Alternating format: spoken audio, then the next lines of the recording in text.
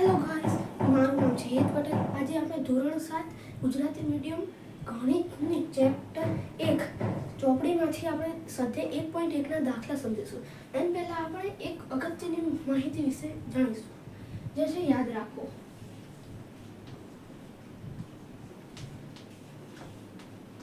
જેમાં આપણે શીખવાના છીએ સરવાળા અને ગુણાકાર વિશેના નિયમો. તો સરવાળા અને બાદબાકીના નિયમો બી જોડે જોડે શીખીશું. સરવાળાના નિયમોમાં એવું હોય છે કે એક ધન પૂર્ણાંક વત્તા એક ધન પૂર્ણાંકનો સરવાળો ધન પૂર્ણાંક જ મળે. ઉદાહરણ તરીકે 2 વત્તા 4 બરાબર 6 અને એક ઋણ પૂર્ણાંક વત્તા એક ઋણ પૂર્ણાંક બરાબર ઋણ પૂર્ણાંક. ઉદાહરણ તરીકે -2 પ્લસ -4 બરાબર -6. તો હવે આ આપણે જોયું સરવાળા વિશેના માઇનસ અને પ્લસના ગુણધર્મો. તો હવે આપણે જોઈશું અલગ અલગ જ્યારે ચિહ્નો હોય, એટલે કે પ્લસ અને માઇનસનો જ્યારે સરવાળો હોય ત્યારે આપણે કઈ રીતે સરવાળો કરીશું. તો પ્લસ વત્તા માઇનસ બરાબર, અહીંયા કોઈ નિશ્ચિત ચિહ્ન હોતું નથી. આના માટે આપણે રકમ ઉપર આધાર લેવો પડે. જેમ કે પ્લસ આપણે લીધું 20 વત્તા માઇનસ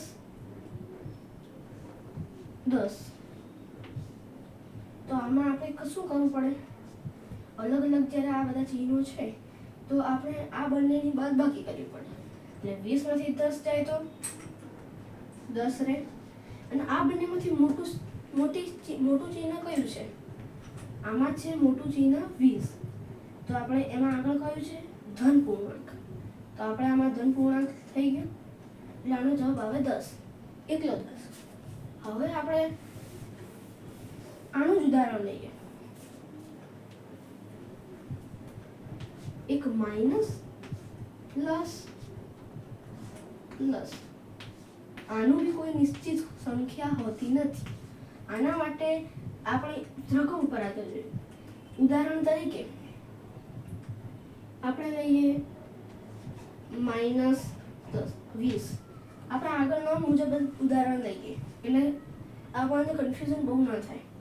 પ્લસ હવે આમાં 10 લઈશું આપણે બરાબર. હવે આમાં 10 માંથી 20 માંથી 10 જાય તો 10 રહે અને મોટી સંખ્યાનું ચિહ્ન એટલે -10. એટલે આમાં જવાબ આવશે -10. એટલે આ રીતેની બાદબાકી કરવા માટે આપણે રકમ ઉપર આધાર લેવો પડે. હવે આપણે જોઈશું બાદબાકીના નિયમો.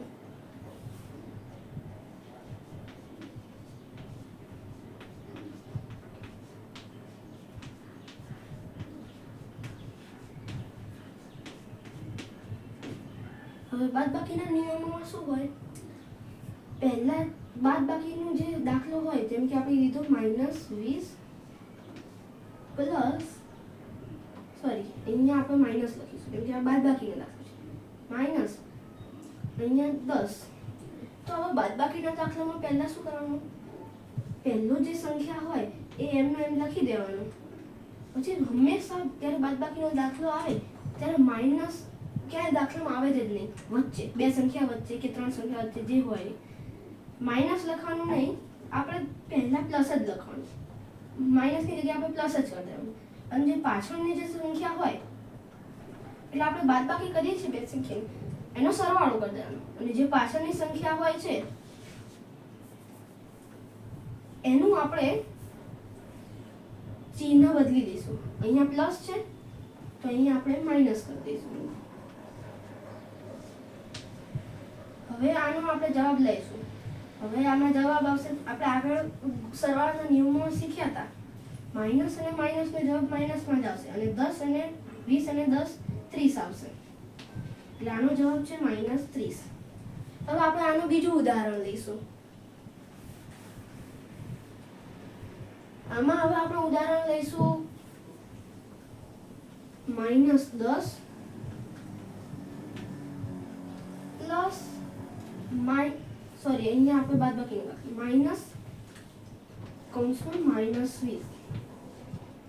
હવે આમાં આપણે શું કરવાનું, પહેલા તો લખી દેવાનું જે પહેલી રકમ હોય, અને હવે આપણે બાદબાકીની જગ્યાએ સરવાળો કરી દેવાનો અને પાછળની સંખ્યાનું વિરોધી કરવાનું, એટલે આ બી પ્લસ આવશે +20.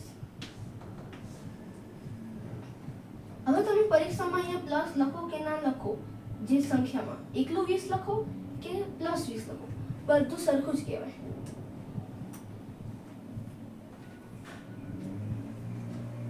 હવે અલગ અલગ ચિહ્ન નથી, અલગ અલગ ચિહ્ન છે, અલગ અલગ ચિહ્ન, એક માઇનસ છે અને એક પ્લસ છે, તો અલગ અલગ ચિહ્ન હોય ત્યારે આપણે બાદબાકી કરીશું, તો 20 માંથી 10 જાય તો 10 રહેશે, અને મોટી સંખ્યા કઈ છે આમાંથી પ્લસ 20 છે, તો એનું એનું ચિહ્ન છે પ્લસ, એટલે જવાબ 10 આવશે. તો હવે આપણે જોઈશું ગુણાકારના નિયમો.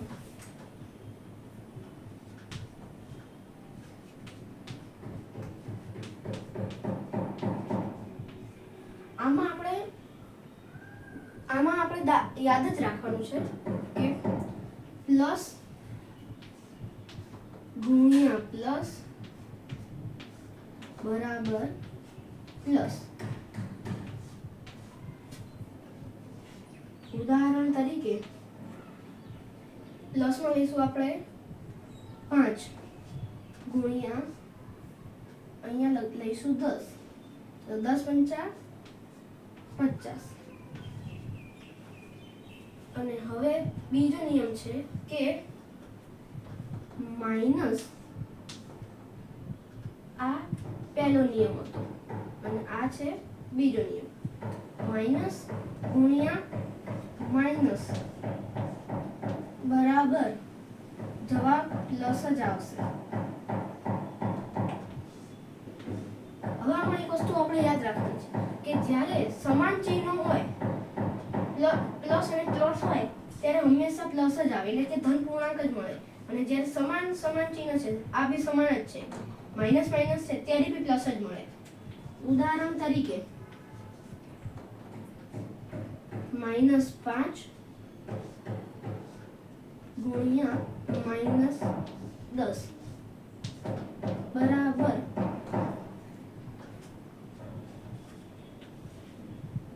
50. હવે આપણે ત્રીજો નિયમ શીખીશું એનો.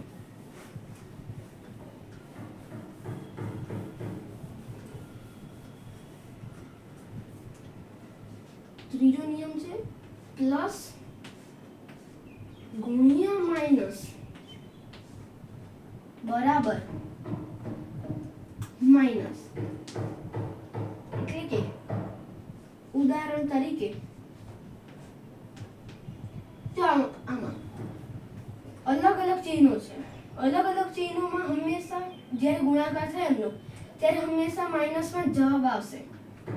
એટલે કે એક ધન પૂર્ણાંક અને એક ઋણ પૂર્ણાંકનો ગુણાકાર કરીશું તો ઋણ પૂર્ણાંક જ જવાબ મળશે. ઉદાહરણ તરીકે 5 ગુણ્યા -10. હવે આમાં આવશે જવાબ 10 પંચા 50, અને અલગ અલગ ચિહ્નો છે એટલે માઇનસમાં જવાબ આવશે -50. અને હવે આપણે ચોથો નિયમ શીખીશું, જે આનું વિરોધી હતો, માઇનસ ગુણ્યા પ્લસ બરાબર માઇનસ. એટલે કે એક ઋણ પૂર્ણાંક અને એક ધન પૂર્ણાંકનો ગુણાકાર કરવામાં આવે ત્યારે ઋણ પૂર્ણાંક જ જવાબ મળે. આમાં ઉદાહરણ તરીકે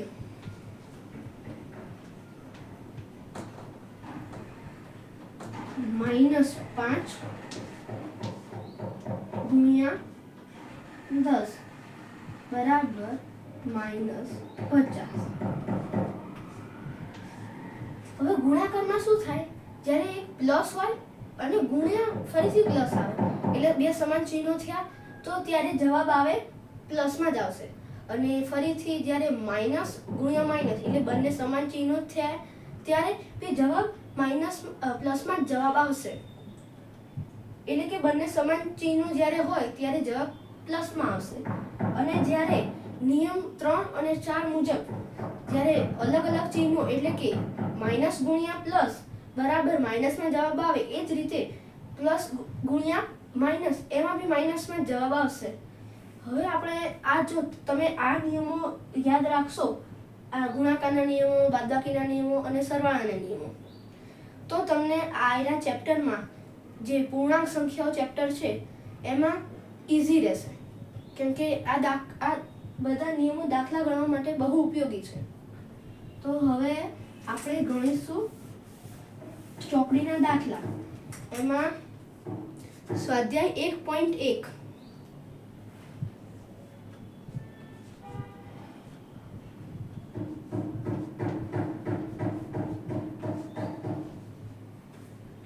એનો દાખલા નંબર 1. એની રકમ છે કે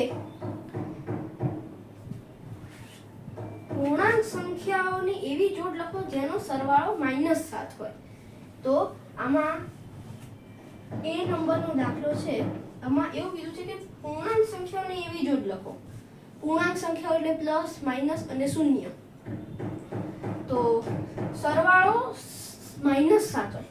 તો આપણે પહેલા આપણે જે અંદર આપેલું છે એ આપણે લખી દઈશું.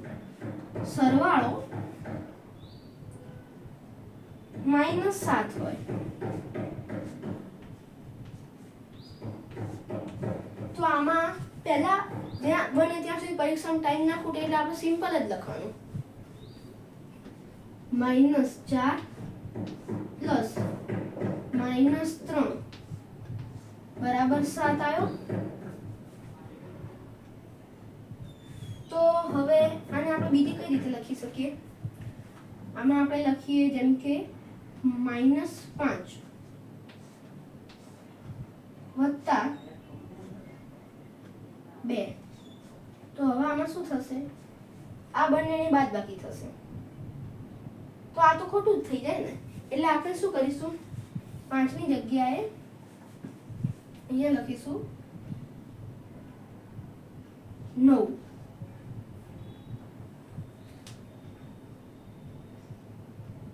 હવે 9 માંથી 2 જાય તો 7 રહેશે. અને મોટી સંખ્યાનું ચિહ્ન એટલે કે 9 મોટી સંખ્યા તેનું ચિહ્ન આવી ગયું -7. એટલે આપણે આમાં પહેલા રકમ લખી દેવાની. પહેલા આપણે રફકામમાં ચેક કરી લેવાનું કે કમ્પ્લીટ થાય છે કે નહીં. પછી આપણે પેપર કે જે આપણે દાખલો ગણતા હોઈએ એમાં ઉતારવાનું. પછી આપણે જોઈશું દાખલા નંબર 2.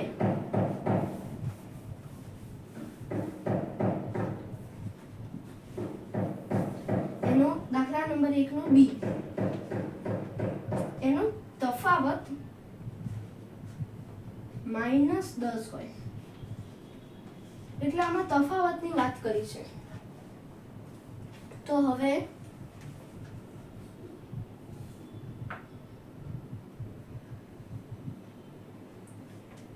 આમાં આપણે લઈશું તફાવત માઇનસ એટલે પહેલા આપણે સરવાળામાં ફેરવી દઈશું અને પછી -10 આવે એ રીતે કરી દઈશું. તો આમાં આપણે લખીશું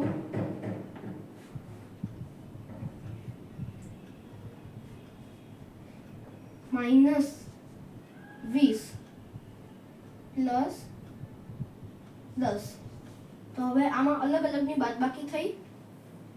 10 માંથી 20 માંથી 10 જાય તો 10 રહે અને મોટી સંખ્યાનું ચિહ્ન એટલે -10 થયું. તો હવે આમાં આપણે માઇનસ છે એટલે પાછળનું સંખ્યા વિરોધી એટલે આમાં આપણે -10 કરી દઈશું અને અહીંયા -20 જ રાખીશું. તો આનો જવાબ હશે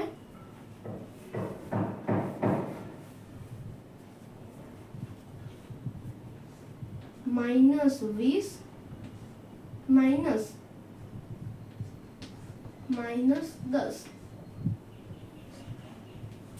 તો હવે આપણે દાખલા નંબર 3 ગણીશું, એટલે કે દાખલા નંબર 1 નો સી જે છે સરવાળો 0 હોય. તો હવે આપણે એક બીજી વસ્તુ યાદ રાખવાની છે કે પેલા નિયમોની જેમ જ કે સંખ્યા જ્યારે વિરોધી હોય, એટલે કે પ્લસ હોય તો એનું સામે માઇનસ આવે, એને વિરોધી ચિહ્ન કહેવાય. તો જ્યારે આપણે કોઈ પણ સંખ્યા લઈએ, જેમ કે લીધી 5, હવે 5 નું વિરોધી કઈ સંખ્યા કહેવાય? -5 કહેવાય. તો જ્યારે બંને વિરોધી સંખ્યાઓનો સરવાળો થાય ત્યારે હંમેશા તેનો જવાબ 0 આવે. તો આમાં શું કીધું છે? સરવાળો 0. તો આપણે 5 લઈએ અને અહીંયા બી -5 લઈશું, કે આ વિરોધી થશે, અહીંયા 0 આવ્યો છે. આ રીતે કરી શકાય આપણે. હવે પછી છે આપણે દાખલા નંબર 2 નો એ, જેનો તફાવત 8 હોય એવા ઋણ પૂર્ણાંકની જોડ લખો. તો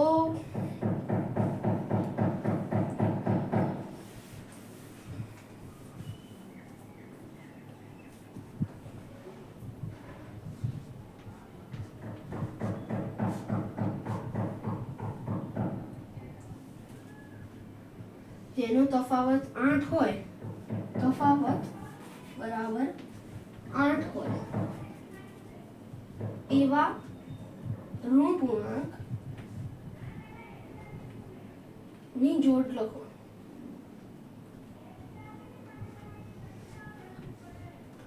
તો આમાં બંને ઋણ પૂર્ણાંક છે. તો હવે આપણે 8 જવાબ જોઈએ છીએ, તો પહેલા બાદબાકીના દાખલાને સરવાળામાં ફેરવી દઈશું. અહીંયા સરવાળામાં ફેરવ્યો અને પાછળનું ચિહ્ન ઉલટાઈ જશે, એટલે કે પ્લસનું માઇનસનું પ્લસ થઈ જશે, બરાબર 8. હવે અલગ અલગ ચિહ્નો હોય એટલે બાદબાકી થશે અને મોટી સંખ્યાનું ચિહ્ન હશે. મોટી સંખ્યા કઈ છે? પ્લસમાં છે, એટલે આ મોટી સંખ્યા હશે. એટલે આપણે અહીંયા લઈએ 9 અને અહીંયા લઈએ 1. હવે 9 માંથી 1 જાય એટલે 8 રહે અને મોટી સંખ્યાનું ચિહ્ન, એટલે અહીંયા આવશે 9 અને અહીંયા આવશે 1. હવે આમાં તમને થતું હશે આવું ઉલટાતું કેમ હશે ચિહ્ન? તો એનું એક કારણ છે કે તમે ગુણાકારનું નિયમ શીખ્યા કે માઇનસ ગુણ્યા માઇનસ એટલે સમાન ચિહ્નો છે બે, તો એનો જવાબ પ્લસમાં જ આવે. તો પ્લસમાં આપણે જવાબ આવ્યો 8, એટલે પ્લસમાં જવાબ આવ્યો એટલે +9 આવશે. આમાં સોરી, હું ભૂલથી 8 બોલી ગયો, 8 ના આવે, પણ અહીંયા 9 છે તો એમાં પ્લસનું નિશાન આવી જશે, એમ કે આ બે નો ગુણાકાર થયો એટલે પ્લસમાં જવાબ આવશે, એટલે પ્લસ આવી ગયો અહીંયા. એ રીતે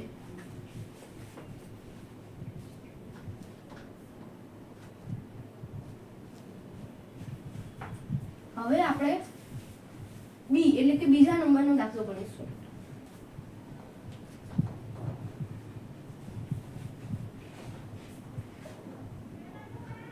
કે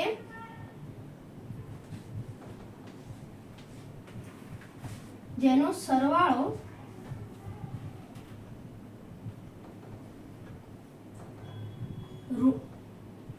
-5 હોય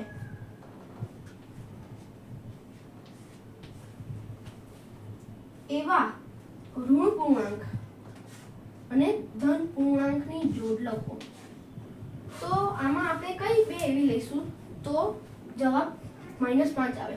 એટલે આમાં નક્કી છે કે આનું બાદબાકી થવાની છે, એટલે આમાં આપણે બાદબાકી કરી દઈએ કે 7 માંથી 2 કાઢીએ તો 5 આવશે અને મોટી સંખ્યાનું ચિહ્ન આપણે 7 માં મોટી સંખ્યા રાખીએ તો 7 માં માઈનસ રાખીએ. ઓકે, તો અહીંયા આપણે 7 મૂકી દઈએ અને અહીંયા આપણે 2 મૂકી દઈએ.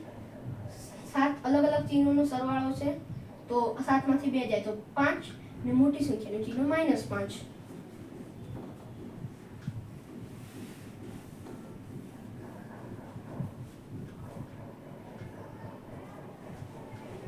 અને હવે ત્રીજો છે સી, જેનો તફાવત -3 હોય એવા ઋણ પૂર્ણાંક અને ધન પૂર્ણાંક લખો. જેનો તફાવત -3 હોય, -3 હોય એવા ઋણ પૂર્ણાંક અને ધન પૂર્ણાંકની જોડ લખો. હવે પહેલા આપણે અહીંયા માઈનસનું ચિહ્ન રહેશે, હવે પ્લસ અને આ ચિહ્નનું ઉલટાઈ દઈશું એટલે માઈનસ બરાબર -3. તો આમાં આપણે -1 પ્લસ -2 -3 જવાબ આવ્યો. તો આમાં આપણે મૂકી દઈશું 1 અને અહીંયા 2 લઈ લઈએ. હવે મને વિચાર છે કે તમને કદાચથી ખબર પડી જશે. હવે આપણે દાખલા નંબર 3 ના દાખલો જોઈશું. તે એકદમ ઈઝી જ છે. કે ક્વિઝ હોય છે, એમાં 3 ક્રમિક રાઉન્ડ હોય. એક રાઉન્ડના જે માર્ક્સ આવે એ, બીજા રાઉન્ડના જે માર્ક્સ આવે એ, અને ત્રીજા રાઉન્ડના જે માર્ક્સ આવે. અને 2 ટીમ હોય છે, એક એ ટીમ હોય છે અને એક બી ટીમ હોય છે. તો બંનેના ગુણ હું બોલું છું એ પ્રમાણે છે.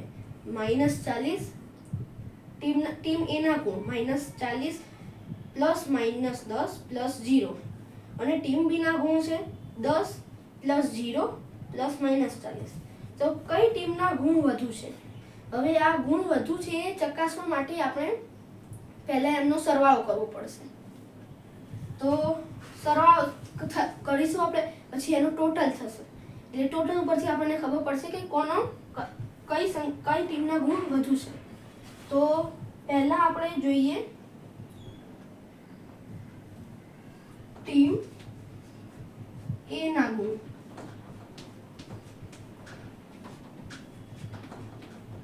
બરાબર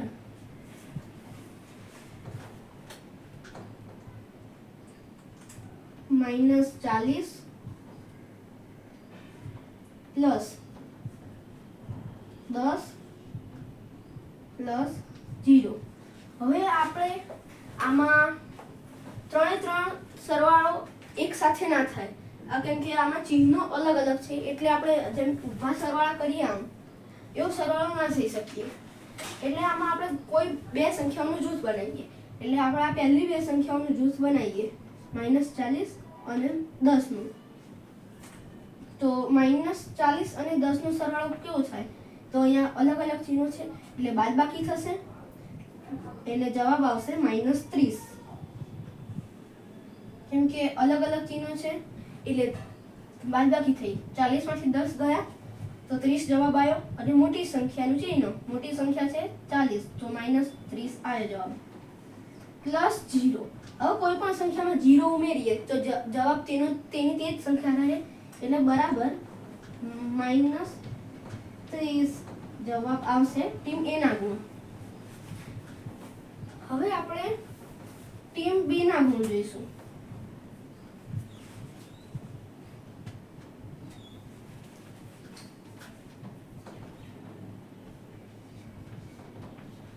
ટીમ બી ના ગુણ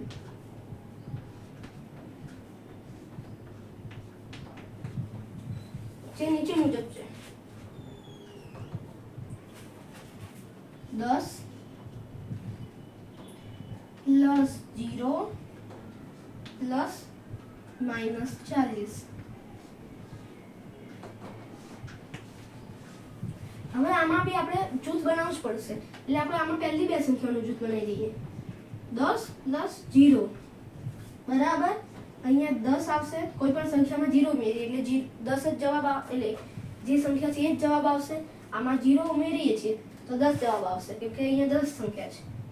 પ્લસ -40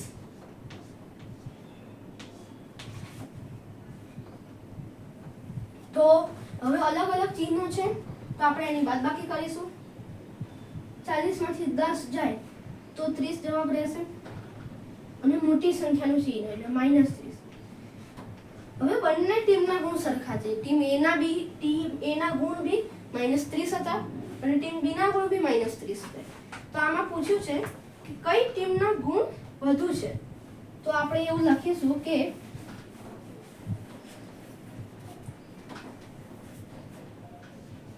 બંને ટીમના ગુણ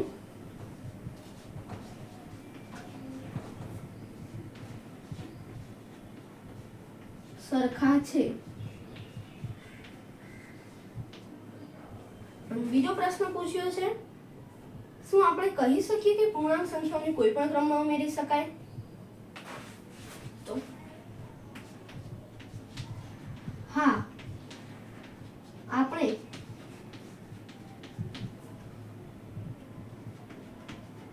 કહી શકીએ કે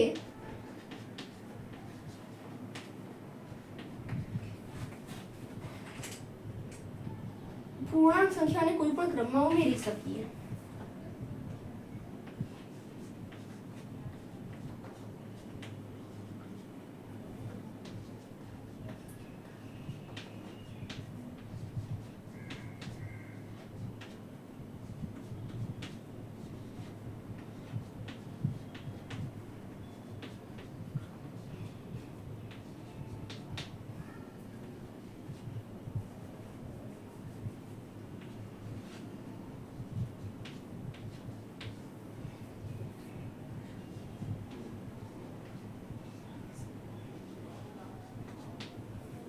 તો આ હતો દાખલા નંબર 3 નો જવાબ.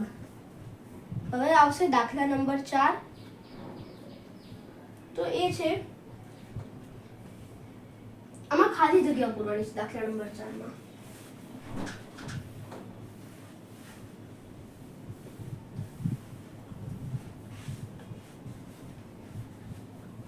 દાખલા નંબર 4 ખાલી જગ્યા છે.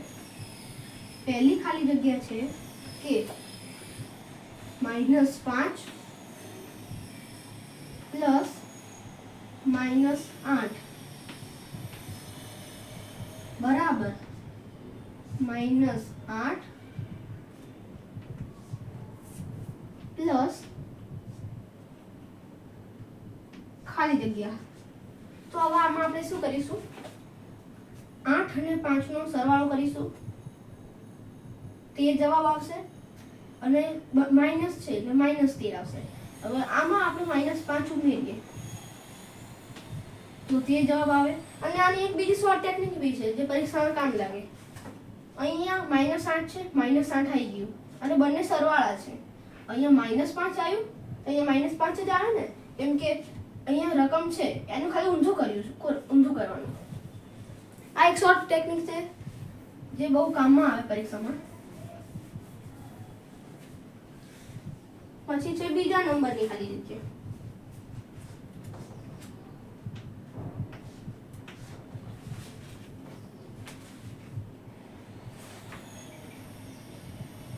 -53 પ્લસ ખાલી જગ્યા બરાબર -53.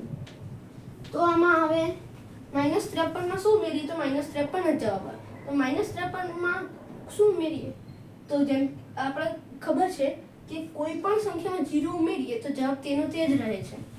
તો આમાં આપણે 0 ઉમેરીએ તો જોઈએ -53 + 0 એટલે આમાં -53 માં કંઈ ઉમેરાતું જ નથી તો -53 જ જવાબ આવે. હવે છે ત્રીજી ખાલી જગ્યા.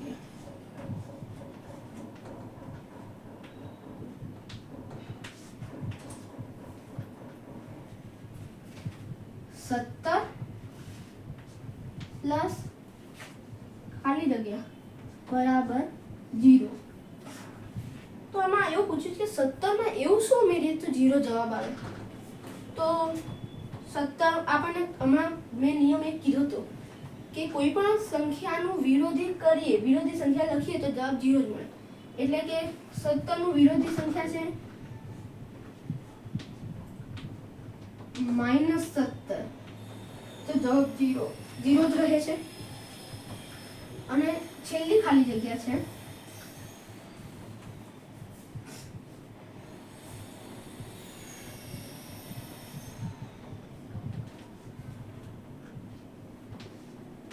અને આની પછી બી એક ખાલી જગ્યા છે. તો અહીંયા લખ્યું છે કે 13 પ્લસ -12 પ્લસ ખાલી જગ્યા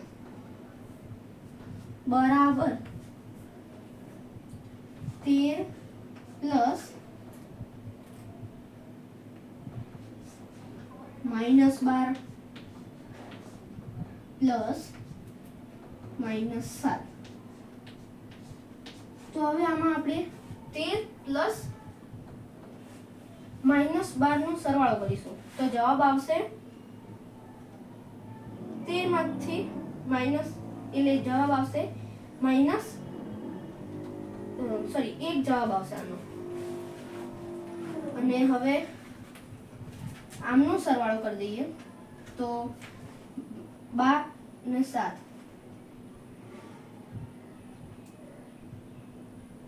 આનો જવાબ આવશે -19 પ્લસ 13 એટલે -19 છે એમાંથી 13 બાદ કરવાના છે તો જવાબ રહેશે 6. તો 6 પ્લસ અહીંયા જવાબ શું આવ્યો તો -19. તો આમાં એટલે જવાબ -6 આવ્યો. તો હવે આમાં એવું શું ઉમેરીએ તો જવાબ -6 આવે.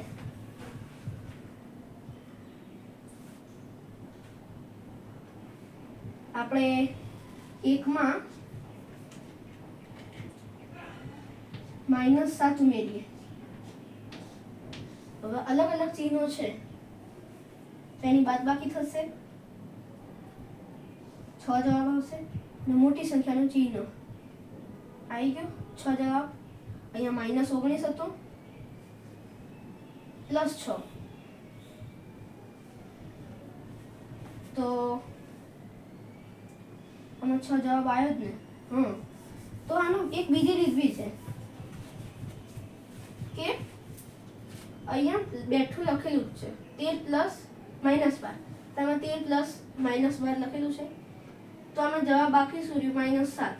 આ પરીક્ષામાં બહુ ટ્રીક કામમાં લાગે છે. મેં હમણાં આગળ બી પહેલી ખાલી જગ્યામાં રીત કીધી હતી આવી. તો અહીંયા સીધું -7 લખી જ દેવાનું. જવાબ સાચો જ હોય આવ્યો.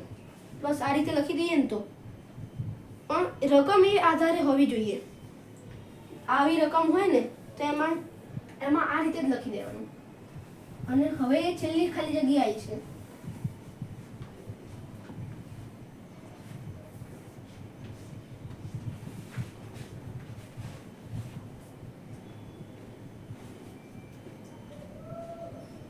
-4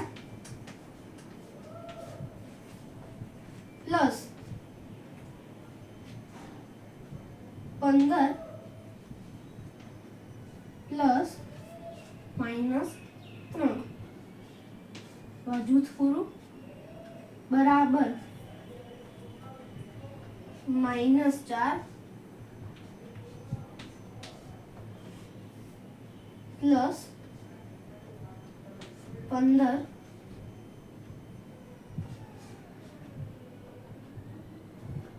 પ્લસ ખાલી જગ્યા. તો આ સેમ એક ટ્રીક -4 આવી ગયું, -15 આવી ગયું ખાલી -4 આવી ગયું, 15 આવી ગયું, તો બાકી શું રહ્યું? -3. -3 જવાબ -3 જ આવે ને. તો હવે આજે આપણે સ્વાધ્યાય 1.1 પૂરું કરી દીધું છે. તો તમને, મને આશા છે કે તમને બધી ખબર પડી હશે અને દાખલા આવડ્યા હશે સ્વાધ્યાય 1.1 ના. તો તમે આ પ્રમાણેના દાખલા તમે ગણતા તમને આવડી જ જશે.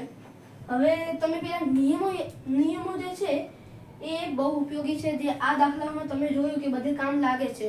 આ બધા દાખલામાં હજી સ્વાધ્યાય 1.2 અને 1.3 બાકી છે, એમાં બી એ નિયમો બહુ કામમાં લાગશે.